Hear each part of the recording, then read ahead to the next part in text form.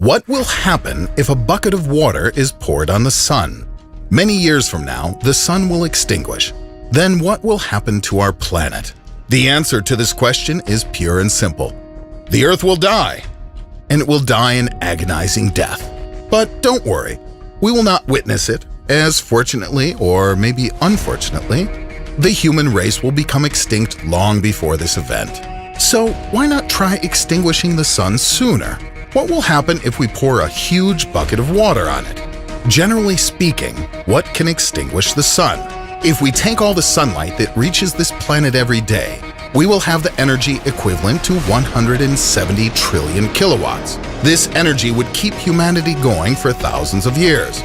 But this is nothing compared to the energy dispersed by the sun, which is 2 billion times as much energy. Where is it dispersed? Into outer space. Just imagine, if people could accumulate all this energy, its daily amount would guarantee us millions of years of carefree life. Even now, if we focused on trapping solar energy, we could forget about paying our utility bills. But let's get back to reality. According to relativity theory, if a body gives off energy, its mass diminishes. Thus, the sun, like a runner on a treadmill, is losing its mass by the second, roughly 4 million tons a second.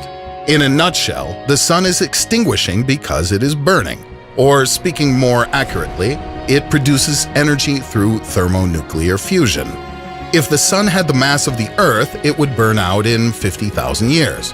But this is just another if. Well, as a matter of fact, the mass of the sun is nearly 350,000 times that of the Earth. Therefore, burning 173 billion tons a day, it can burn for 10 billion years. With half of this lifespan being already over, our descendants will have another 5 billion years to come up with a plan on how to prevent this frightful cataclysm.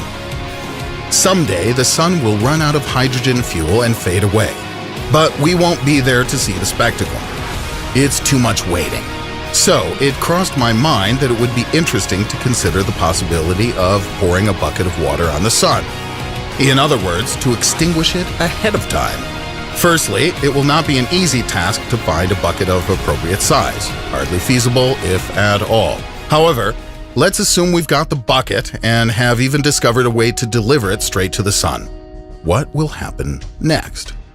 An accurate answer to this question can be given by an astrophysicist with special software, since nothing like that has ever happened in nature and hardly ever will. Normally, when something burns on Earth, it burns through combustion, which requires 3 components: fuel, air, and heat. If we pour water on burning objects, it extinguishes the fire by forming a coat of water on top of the fuel.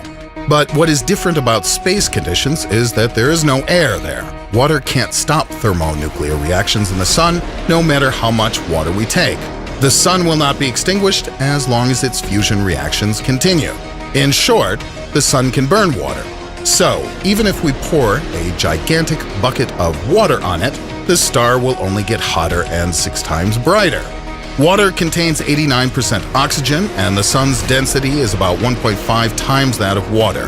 Therefore, the volume of water that equals the volume of the sun will have 0.71 times the mass of the sun. That will result in the birth of a new star with the weight 2 times that of the present sun, and composed of 48% hydrogen, 14% helium, and 37% oxygen.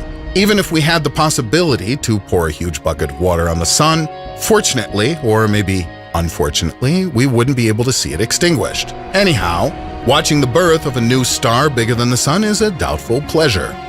What do you think? We look forward to your comments. Also, if you liked the video, push the like button and subscribe to our channel. There's lots of fun stuff ahead.